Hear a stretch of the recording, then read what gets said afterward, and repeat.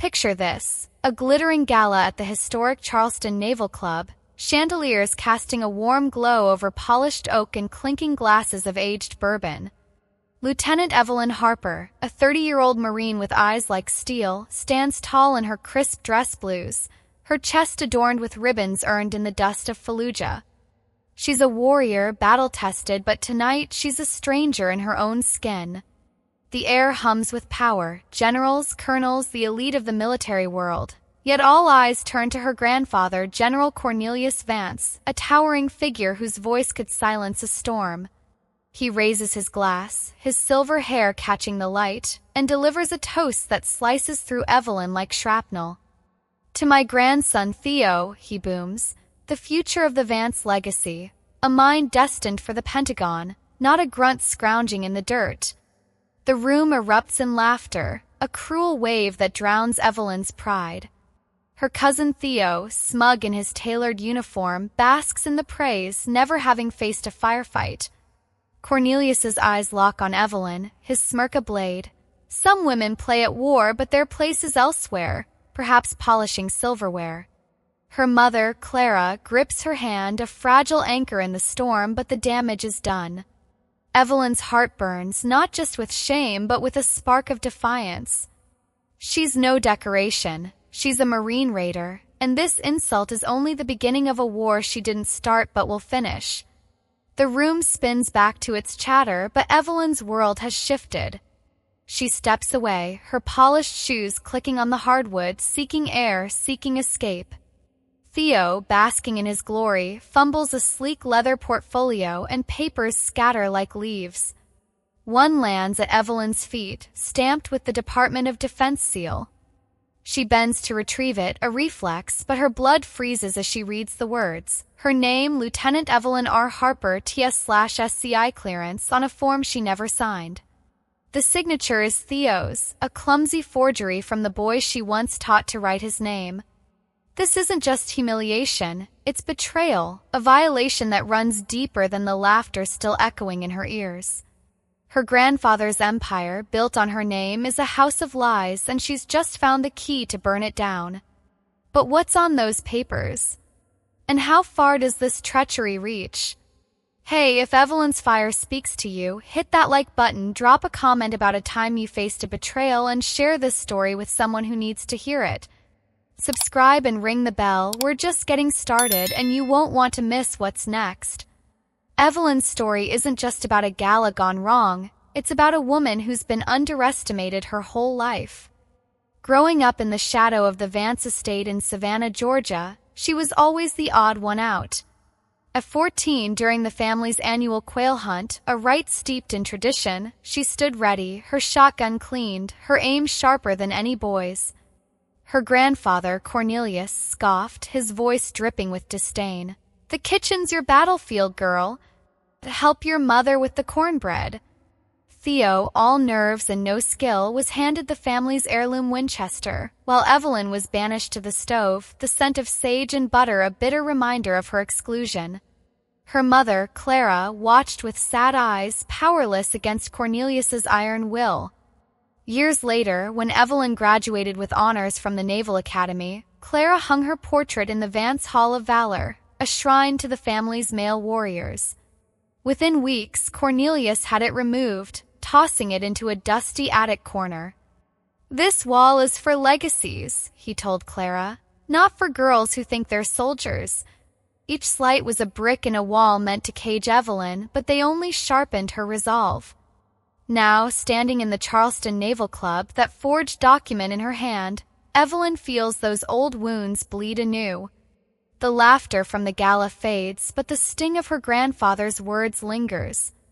She's not just fighting for her name, she's fighting for every moment she was told she didn't belong. Paper trembles in her grip, not from fear, but from a rising fury. Theo's forged signature is a thread, and she's about to pull it, unraveling a tapestry of deceit that could topple the Vance dynasty. But the room is watching, and Cornelius's shadow looms large. Can she step out of it, or will his power crush her first? The air is thick with bourbon and secrets, and Evelyn knows one thing. This fight is hers, and she's ready to wage it. The Charleston Naval Club chandeliers still glimmer in Evelyn Harper's mind, but the forged SF-86 form clutched in her hand burns hotter than any light. Lieutenant Evelyn Harper, Marine Raider, stares at the paper, her name, Lieutenant Evelyn R. Harper, TS/SCI, printed in stark black ink, a violation masquerading as bureaucracy.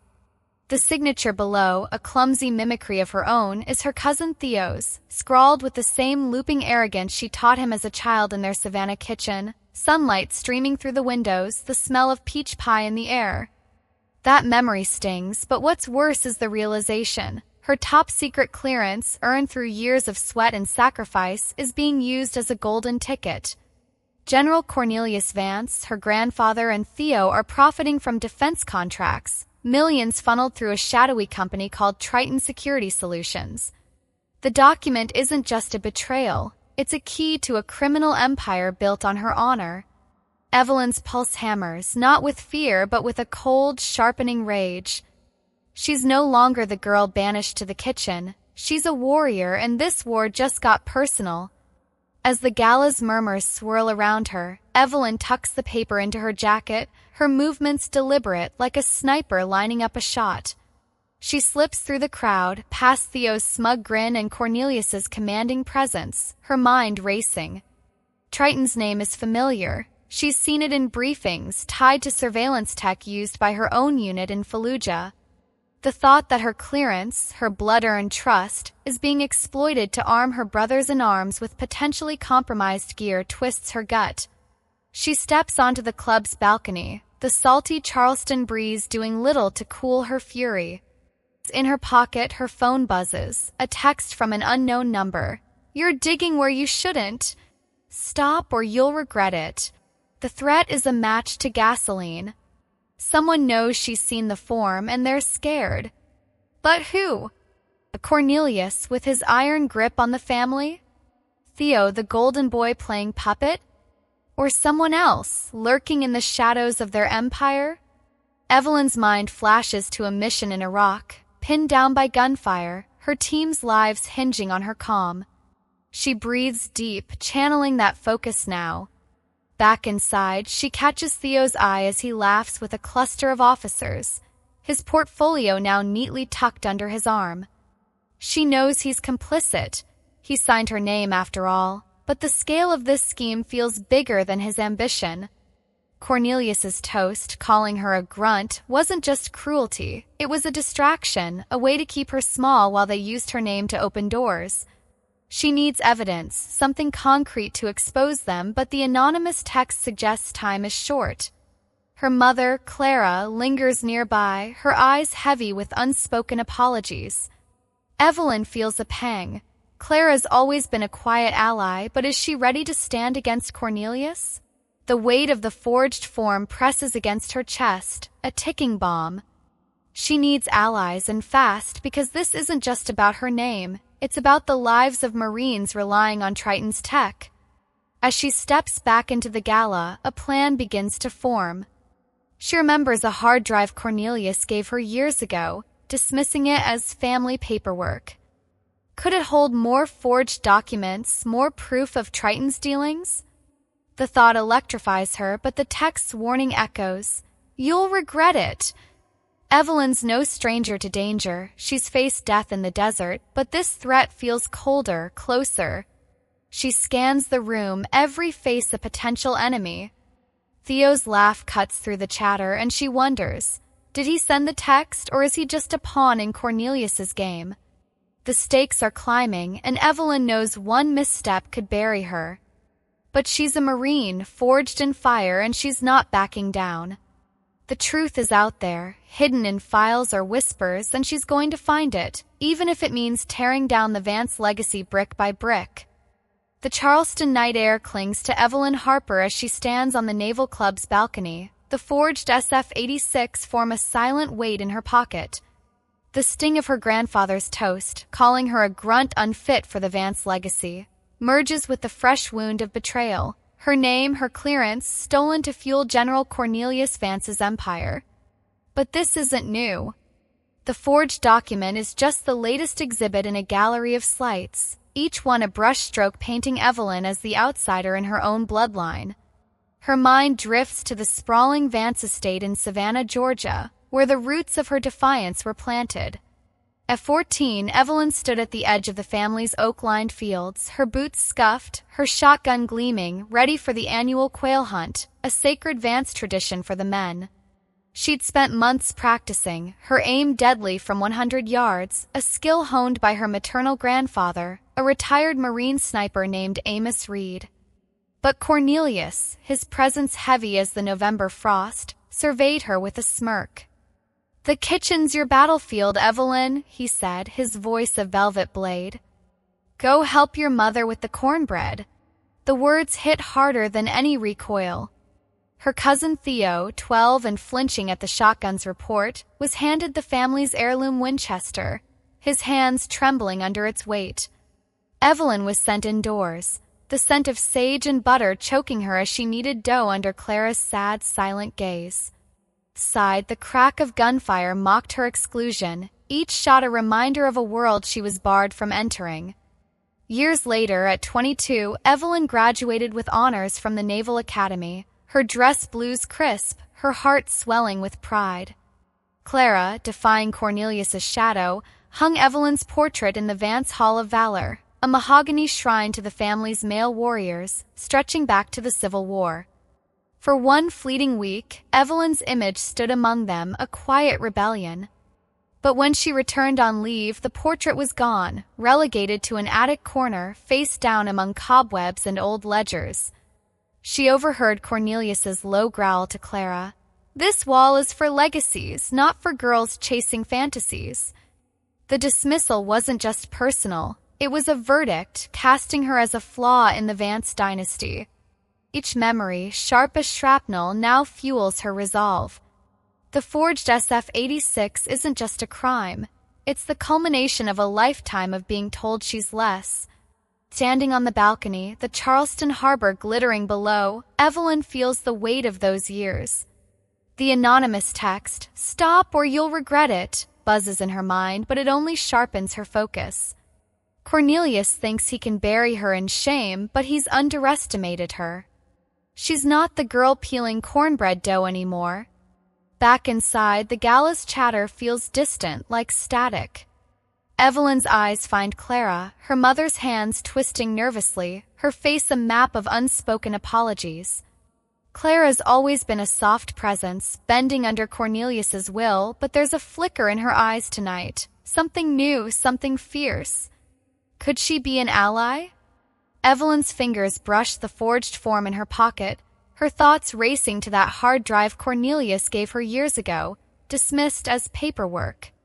What secrets does it hold? The thread on her phone suggests someone's watching, someone desperate to keep those secrets buried. Theo, laughing with officers across the room, catches her gaze, his smile faltering for a split second. Does he know she's found the form? Or is Cornelius pulling strings from the shadows? The air feels charged, every glance a potential trap. Evelyn knows she's stepping into a minefield, but she's a Marine raider. Minefields are where she thrives. The hunt for the truth has begun, and it's leading her back to the Vance estate, to memories she's tried to bury, and to a fight she can't afford to lose. What's on that hard drive, and who's watching her every move? The Charleston Naval Club fades into the salt-streaked horizon of Evelyn Harper's memory, but the forged SF-86, her name stolen for her grandfather's empire, burns like a live wire in her pocket. The wounds of her childhood, from being banished to the kitchen during the Vance family hunt to her discarded Naval Academy portrait, have forged her into something unbreakable. Now, Lieutenant Evelyn Harper, Marine Raider, stands on the edge of a new battlefield, one where the enemy isn't just General Cornelius Vance's lies, but the doubt he's planted in her all her life. Her path to this moment wasn't paved with applause. It was carved through the brutal crucible of Marine Corps training at Camp Lejeune, North Carolina. The coastal marshes, thick with mud and mosquitoes, were no paradise. They were a proving ground where Evelyn faced not just physical torment but the sneers of those who saw her as an intruder in a man's world. 26, she entered the Marine Raider Regiment selection, a gauntlet designed to break even the strongest. The training was relentless. 4 a.m. swims in frigid Atlantic waters, waves clawing at her skin, sand grinding into every cut. They called it swamp torture, and it lived up to its name, a living beast of cold and pain that seeped into her bones. Bigger men with biceps like tree trunks quit when their muscles failed. Evelyn, leaner, had to be smarter. She mastered leverage, controlled her breathing, and turned agony into focus, finding a still point in the chaos. The defining test came during assessment and selection's Hell March, a 72-hour slog through swamp and sand, carrying a 70-pound pack with no sleep and barely any food. Her team was tasked with hauling a waterlogged timber, 200 pounds of splintered misery, across a bog. A teammate, Cole, a hulking Marine with a chip on his shoulder, stumbled, his knees sinking into the muck. "This ain't for girls," he spat, his voice raw with exhaustion. The words echoed Cornelius's kitchen taunt, and a white-hot spark flared in Evelyn. She didn't snap back. Instead, she planted her boots, took the timber's extra weight on her screaming shoulders, and roared, "Move, Cole! We finished together." Her voice, raw but commanding, cut through his haze. He stared, stunned, then scrambled up, shouldering the load. From that moment, no one called her girl. They called her Harper. Graduation, standing on the parade field, her Raider badge pinned to her chest, the North Carolina sun warmed her face. But no family stood in the crowd. Theo was at a law school mixer. Cornelius, she was told, had better things to do. Only a text from her mother, Clara, "You're my hero," kept her from feeling like a ghost. Back in Charleston, the Gala's bourbon-soaked air feels suffocating. The forged SF-86, Theo's clumsy signature scrawled across it, is a grenade with the pin half pulled. Evelyn's training taught her to face threats head-on, but this one's different. It's personal and it's growing. That anonymous text, "Stop or you'll regret it," lingers like a sniper's crosshair on her back.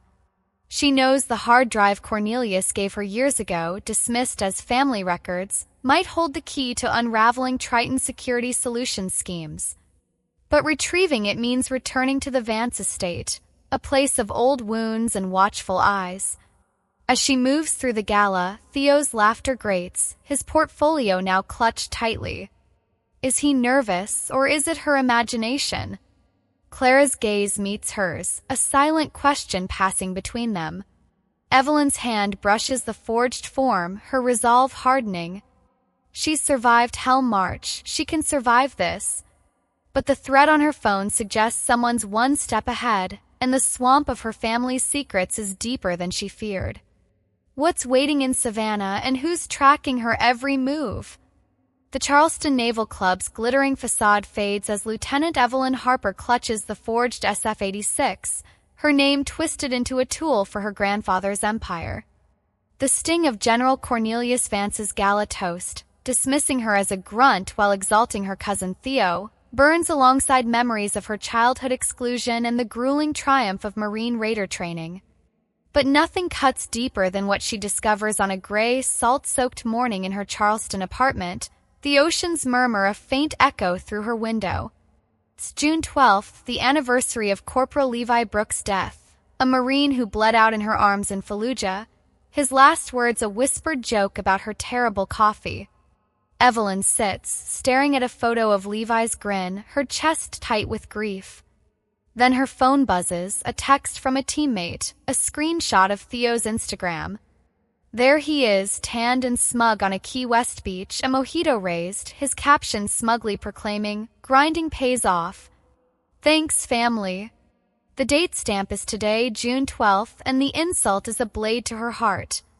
While she honors Levi's sacrifice, Theo's grind is funded by her stolen clearance through Triton Security Solutions contracts, drones her unit relies on, now tainted by fraud. The desecration of Levi's memory of her oath ignites a fury so raw it drowns out the ocean's roar. This isn't just betrayal, it's sacrilege, and Evelyn's ready to make them pay. She paces her sparse apartment, the Raider badge on her dresser glinting like a challenge. The forged SF-86, tucked in her jacket, is proof of Cornelius's scheme, but Theo's post reveals its human cost. Those drones, deployed in hostile zones, are trusted by Marines like Levi, Marines who might die if the tech fails. Her fingers tremble as she dials Theo, her voice a low growl when he answers, groggy and annoyed. "Key West, Theo?" "On Levi's day," she snaps. "You're toasting family while profiting off my name, off his blood." Silence, then a stammer. "What are you talking about?" But his voice cracks, betraying guilt. She hangs up, her pulse a war drum. The anonymous text, "Stop or you'll regret it," flashes in her mind, a warning someone's watching. Is it Theo, playing innocent, or Cornelius, pulling strings?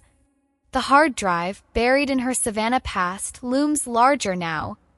It could hold the evidence to expose Triton's fraud, but retrieving it means facing the Vance estate's ghosts, and whoever sent that threat. Evelyn's grief for Levi fuels her mission. She remembers his laugh, his trust in her, and the oath they shared. Cornelius and Theo have turned that into a transaction, a beachside cocktail. Her apartment feels too small for her rage, so she runs, boots pounding the Charleston seawall, the salt air biting her face. She stops at the Marine Memorial, Levi's name etched in bronze among the fallen. Kneeling, she traces it, whispering, "I'll make this right." But the threat lingers, a shadow at her back. Her mother, Clara, might hold answers, but can she defy Cornelius? Evelyn needs allies, and fast. A name surfaces. Major Lila Dorsey, a JAG lawyer with a reputation for shredding corruption. Could she trust her? As the sun dips, Evelyn's phone buzzes again. No number, just words. "You're not invisible." Her breath catches. Someone's close, too close. The hard drive in Savannah is her next move, but the net is tightening. Will she reach it before they stop her? And what's the cost of exposing a truth this dark? The Charleston dawn paints the sky in bruised purples as Lieutenant Evelyn Harper stands before the Marine Memorial, Levi Brooks' name etched in bronze, a silent vow to avenge the desecration of his sacrifice. The forged SF-86, Theo's Key West betrayal, and General Cornelius Vance's empire of lies weigh heavy, but the anonymous threats, "You're not invisible," tighten the noose around her. Evelyn's a Marine raider, forged in the swamps of Lejeune, but this battle demands more than solo grit. The hard drive, hidden in the Vance estate, holds the key to Triton Security Solutions fraud, but retrieving it means facing a family that's cast her out and an unseen enemy watching her every move. Alone in her apartment, the oceans whisper through the window. Evelyn knows she can't win this war solo. Her phone trembles in her hand as she dials her mother, Clara. 3 rings stretch into eternity before Clara's voice, usually soft with worry, answers with a new edge. "Evelyn, I saw the post." I'm done staying quiet. For the first time, Clara's not just a comforter. She's a soldier, ready to unearth Cornelius's old files. "I have boxes in storage," she says, "letters, contracts. They're yours." Evelyn's heart steadies. Her mother's defection is a spark in the dark. But Clara's not enough. Evelyn needs a team, a family forged not by blood but by loyalty. She thinks of Major Lila Dorsey, a JAG lawyer whose name echoes in military circles for dismantling corruption.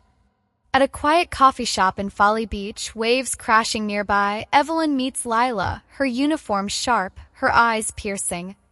Sliding the forged SF-86 across the table, Evelyn lays out the betrayal. Her clearance, Triton's drones, Theo's complicity. Lila's gaze doesn't waver. "This is felony fraud, Lieutenant," she says, voice like steel. "Your name's a national asset, not their piggy bank." Her words are a lifeline, validating Evelyn's fight. Then there's Sergeant Amos Tate, a Marine Raider teammate, silent but unshakable. He arrives at her apartment, his rugged laptop humming with encryption software. "Whatever you need, hacked, tracked, secured, I'm in," he rumbles, no questions asked. This trio, Clara's courage, Lila's legal fire, Amos's quiet strength, becomes Evelyn's chosen family, a fortress against Cornelius's empire. As they gather in her apartment, now a war room with papers strewn like battle plans, a new threat lands. Another text, no sender. Back off or Levi won't be the only one lost. The words hit like a gut punch, linking her comrade's death to the conspiracy. Is Triton's tech flawed, endangering Marines? The stakes soar, and Evelyn feels the walls closing in. Lila, scanning the SF-86, nods grimly. We need more documents, witnesses. Cornelius made a mistake thinking you'd stay silent. Amos's laptop pings, tracing the text to a burner phone in Savannah, too close to the Vance estate. Clara, clutching a stack of old letters, whispers, "He's always been ruthless, but this," her voice trails off, fear mingling with resolve. Evelyn's mind races to the hard drive, buried among Savannah's ghosts. Retrieving it means walking into a trap, but with Lila's legal arsenal, Amos's tech, and Clara's insider knowledge, she's not alone. The team's unity is her shield, but the threat's specificity, Levi's name, suggests a traitor in their midst. Who's leaking her moves, and what's Cornelius hiding that's worth killing for? The ocean outside hums, a restless ally, as Evelyn prepares to storm Savannah, knowing one wrong step could bury them all. The Charleston air hums with the weight of secrets as Lieutenant Evelyn Harper steels herself, her chosen family, Clara, Lila Dorsey, and Amos Tate, rallied to dismantle General Cornelius Vance's empire.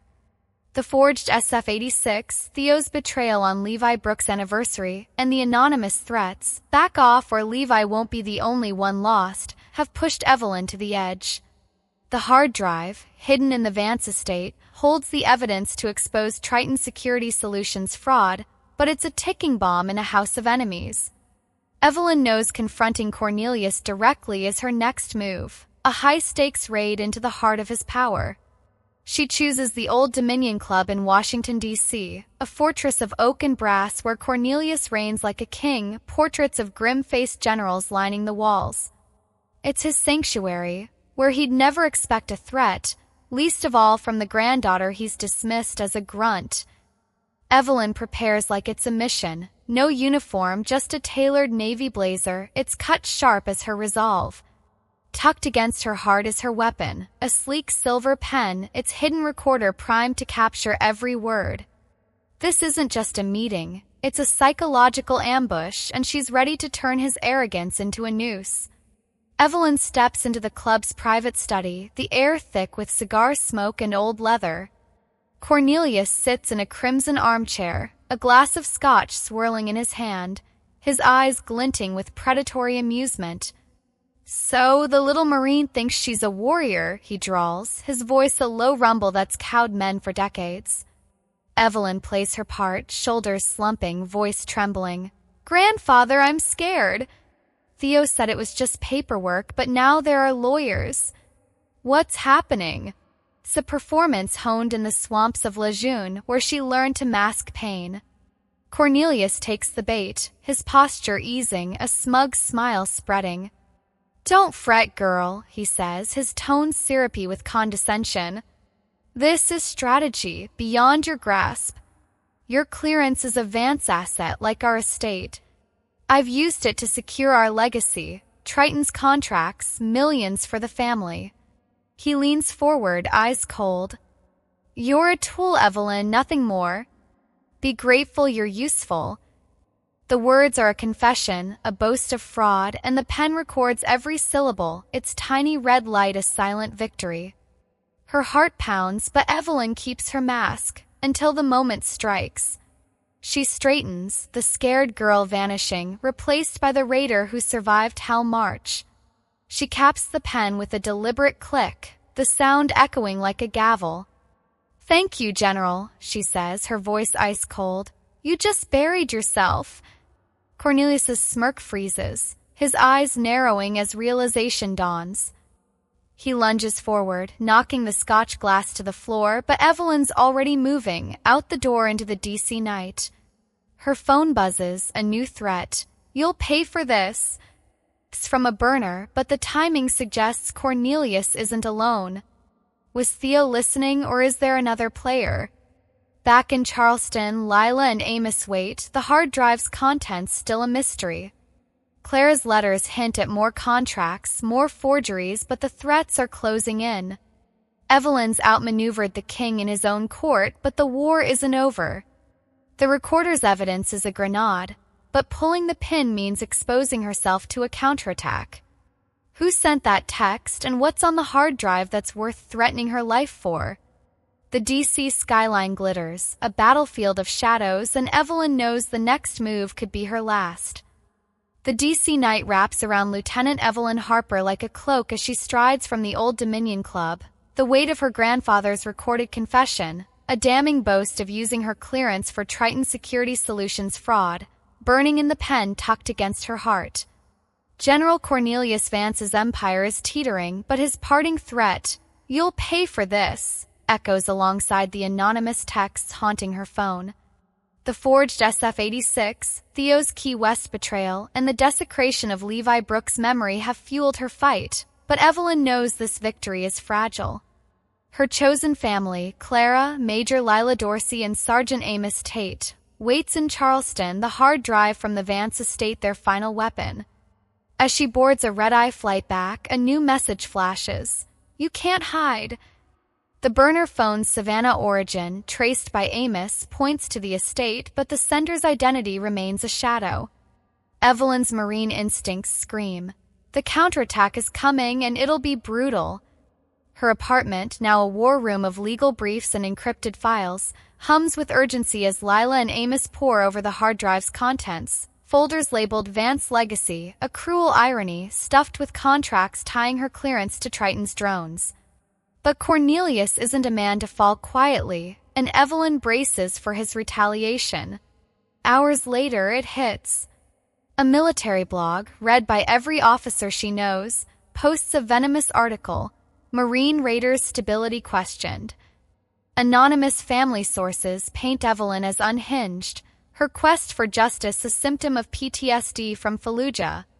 The betrayal twists her scars, Levi's death, the firefights, into a weapon to silence her. Lila's voice crackles through the phone, fury barely contained.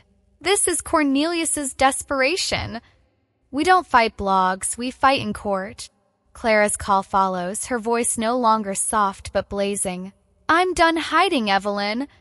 I'm giving Lila everything, every slight, every lie Cornelius buried."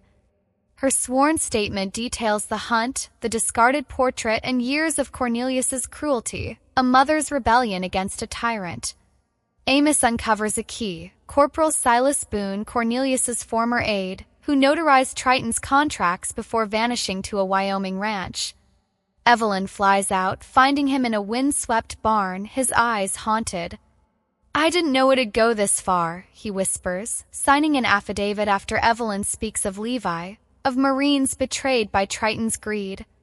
"Case is airtight now," Clara's testimony, Silas's affidavit, the hard drive, and Cornelius's recorded confession. The Department of Justice moves swiftly. Cornelius and Theo are indicted for conspiracy, fraud, and abuse of power, their empire crumbling in a quiet click of federal handcuffs. The Marine Corps, rocked by the scandal, reforms clearance protocols, dubbed the Harper Directive, in hushed Pentagon halls. Evelyn, back in Charleston, sits at her desk, the oceans whisper through her window a steady pulse. She signs an application for Marine Raider Commander, a role no woman has held, her pen the same one that felled Cornelius.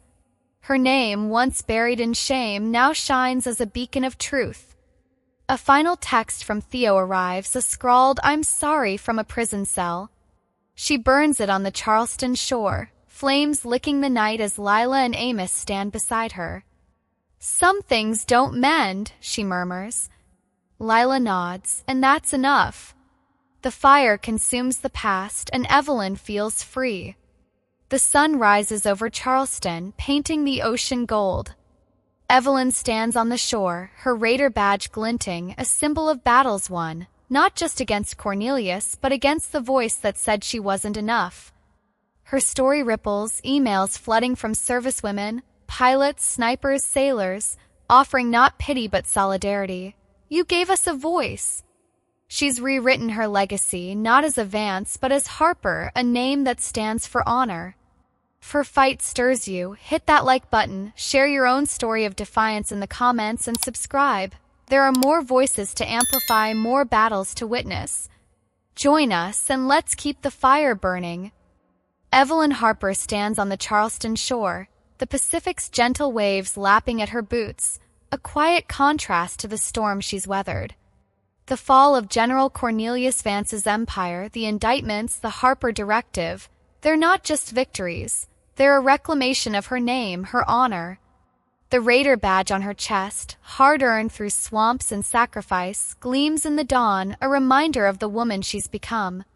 Clara, Lila, and Amos, her chosen family, stand nearby, their presence a warmth that fills the void left by a toxic past. She thinks of Levi Brooks, his laugh echoing in her memory, and knows this fight was for him, for every Marine trusting in her.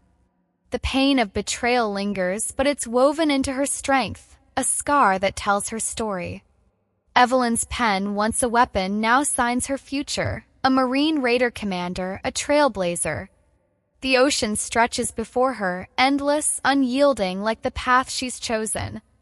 She's not just standing, she's soaring, a sister to those who defy the odds, like the women who write to her, their words a chorus of resilience. Your story matters, too. If Evelyn's journey inspires you, hit that like, drop a comment about your own fight, and share this video. Subscribe and ring the bell. There are more heroes to meet, more truths to uncover. Let's amplify their voices together.